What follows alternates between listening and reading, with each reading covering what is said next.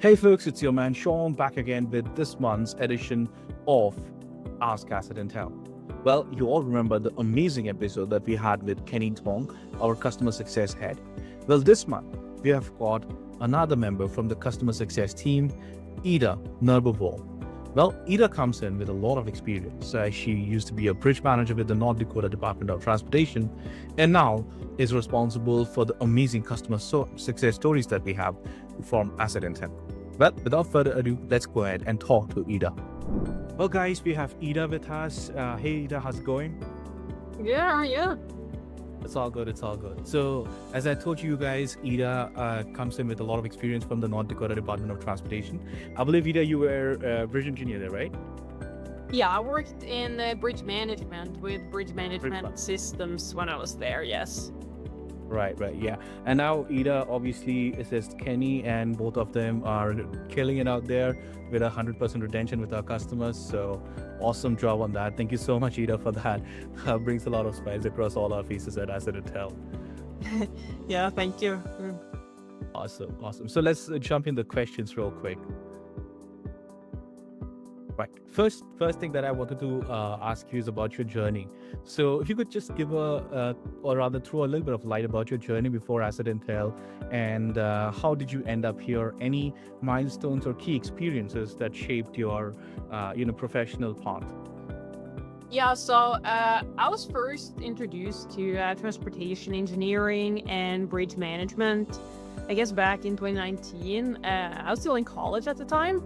And I ended up with an internship at the North Dakota Department of Transportation, like you mentioned.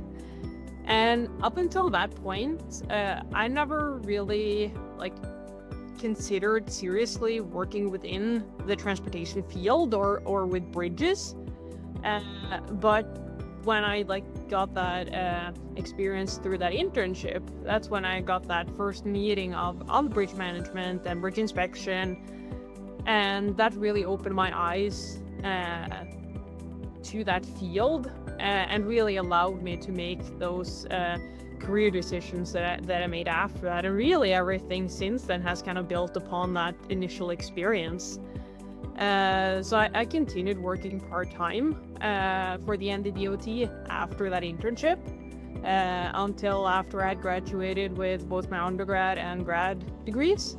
And then I started working full-time there as an engineer with bridge management systems.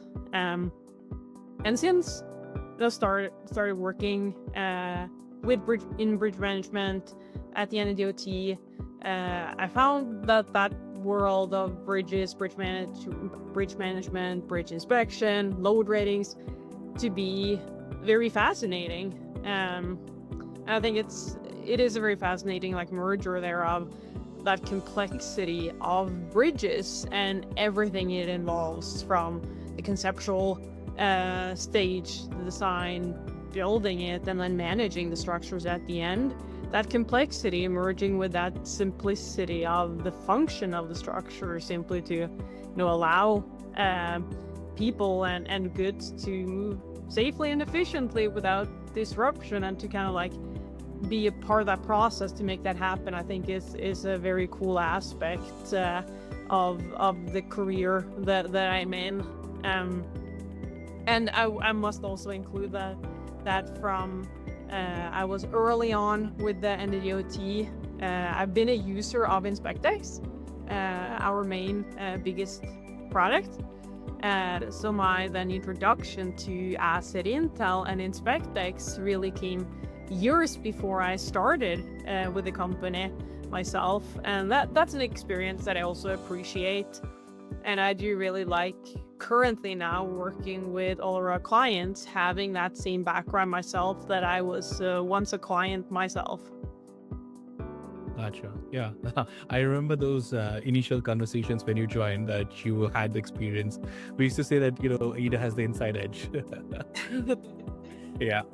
So a follow-up to the previous question, and you might have answered that, but I still wanted to check in, is any specific thing that attracted you to the industry, basically the asset infrastructure industry that we are in, and that if any such milestone or something that has helped you evolve the perspective on your profession?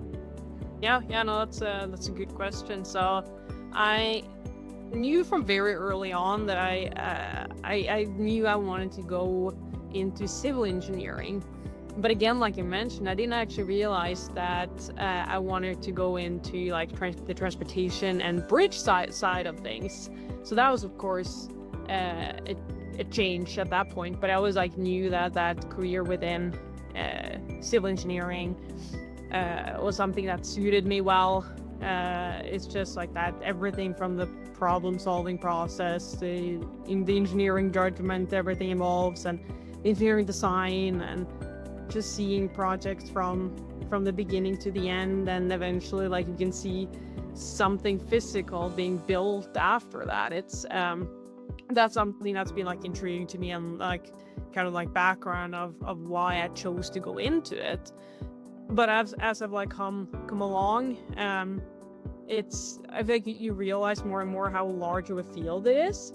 And it's like one of those things that the more you learn, the more you also realize that you don't know like as much as maybe you thought when you knew less about it. And so because of that, I think then you're able to like to switch and almost like change your mind, when maybe in fact it's just that you learn more and realize the different paths you can take. And that's sort of what happened to me, I believe, in steering my way to bridge management and ending up here at AssetIntel. And I think one perspective that for me like I've evolved over time, I think it's like the interaction with people. Because I think a lot of people, if you're in like tech, engineering, that it's a field that appears to be very, objective, like a lot of concrete concepts that you work with into this like physical reality, and very like you have your facts and there's a right and a wrong. And the more I've worked within the field, the more I appreciate and find it important to focus on the people first. And like that shift of the view, I think, is something that's come with the experience. It's more than ever before. I think, my job revolves around supporting engineers and supporting bridge inspectors, managers. So of course there's a lot of numbers and data to deal with, but at the end of the day, the focus area is to assist the people, which again, like their job again is to obviously inspect and maintain and keep their structures safe. But again, that's for the users of the structures, which again, that's people. So how it all circles back to people, working with people, communication. And I think that's an aspect of the profession that I didn't think that much about when I first started, but that's really like grown on me. Awesome. That's really great to hear. So let's change gears a little bit. I think we had an episode with Kenny where we discussed how customer success is managed at AssetIntel, and I think you would resonate mostly the same things that Kenny had mentioned. And let us know a little bit about Ida, guys. So if you guys didn't know, so Ida is a long distance runner, and I wanted to know a little bit about that journey of yours, if you don't mind. So how did that begin, and anything that kind of fuels your endurance on and off trail? Yeah, so I've been a runner for most of my life, I would say. I was fairly serious especially in high school and in college, competitively. And running in college was also the reason why I ended up in the US in the first place. I'm from Norway originally. And also being from that place I'm from in Norway, sort of that initial like reason I started is simply because like I just thought it was a lot of fun. I'm from a very like scenic area. And so just being out there in the mountains, in nature, moving your body is just something that was very easy for me to like fall in love with. And then eventually I realized I was decently good at it. and started running competitively a little over 15 years ago now, and then just really never stopped since. And yeah, like I said, up until very recently, I was very competitive in it, pursuing that goal of just being the fastest I could be, and that really is what drove me. But now, as I've gotten older, I guess, I'm a little bit less interested in that competition, and I'm much more interested in just enjoying the run and the scenery, kind of back to where it all started, and just that experience of the physical and mental benefit that it has to be out there. And quite honestly, like at this point, I feel like it's almost, I'm not whole without it. I almost feel like I need to be out there and run a couple hours every morning to really function properly. So just like other people have their hobbies, it's what I do to relax and disconnect from everything else.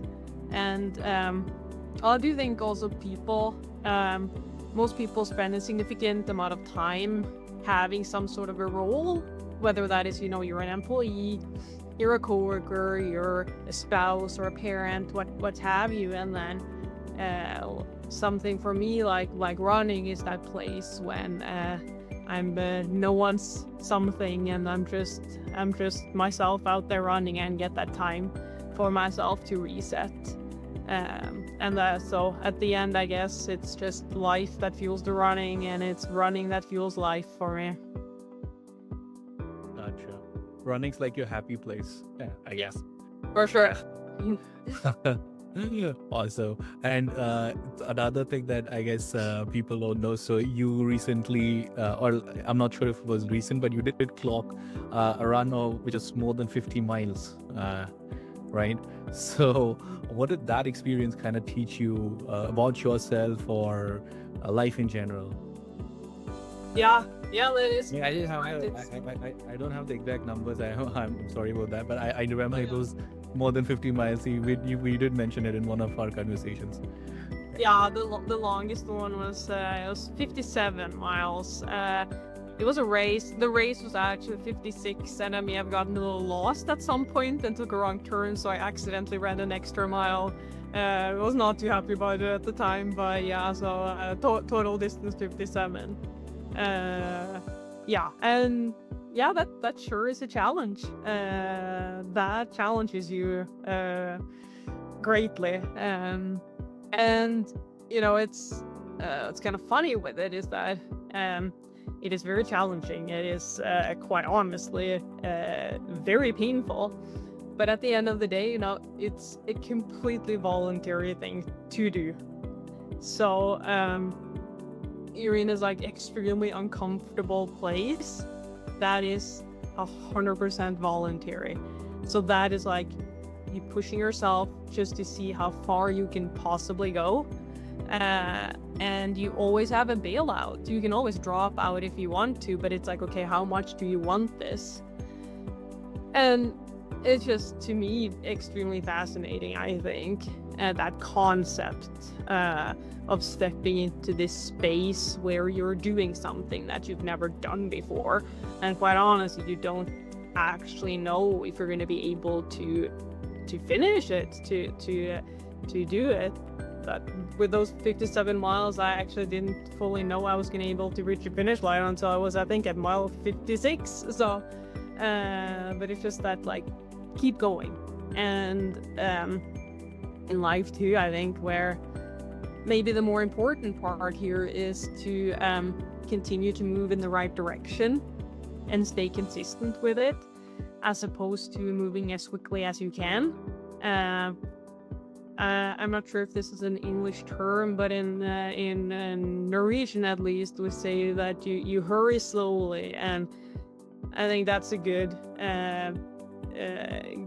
metaphor for it, where you move as fast as you can, in the right direction, making sure that you can do it right. And that's sort of like with that, when you run that far, you can't be sprinting the hills, because very, very soon you're going to be walking the rest or not even be able to finish it. And yeah, for me to back to that, not even sure if you're going to be able to do it. But I think when you're in that situation, I think you realize that you're capable of doing a lot more and pushing yourself a lot farther than you really think you can. You just got to put yourself in that uncomfortable situation where you're in the challenge and you realize, no, you actually can't do that. So yeah, no, I think there's a ton of parallels to be drawn, for sure. And I've heard, people make that claim, like anything you need to know about yourself, you can learn during ultramarathon, and I think that might be true. Now I have some problems with some tendons and stuff in my legs, so that's why I haven't done any of these races now in 2 years. But I run a lot still. That's my compromise. I can't do the races, but I'll still maybe run about 130 miles a week, which is still quite a significant amount of mileage and time spent. And I think one of the things there that I thought about recently, knowing I was going to talk to you here, is that I think to many people sounds like a lot. If I say that I run about 20 hours every week, that's a part-time job. And people tend to respond to that by saying that, they're impressed or they admire the dedication that it takes. And honestly, I don't think it's all that much about dedication to do something like that. It's just that you got to start, and that's the hard part. I think once you're doing it, it becomes your normal, it becomes a habit, and everything that's a habit is easy to continue.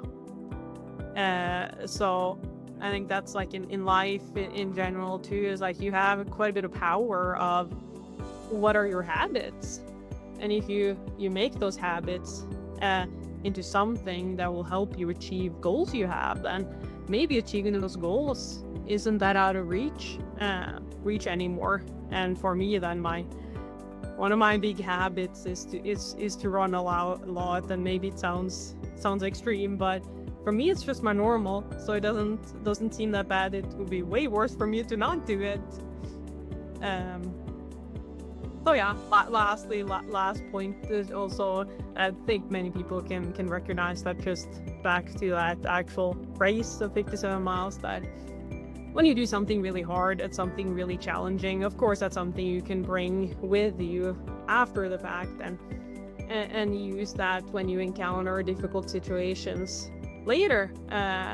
If it's a really tough task you have ahead of you, a tough day of work, whatever it might be, I can think back to that 9-hour run I did that one time on the trails in North Dakota, and think that, like, okay, I could finish that run. I think I can complete this task as well.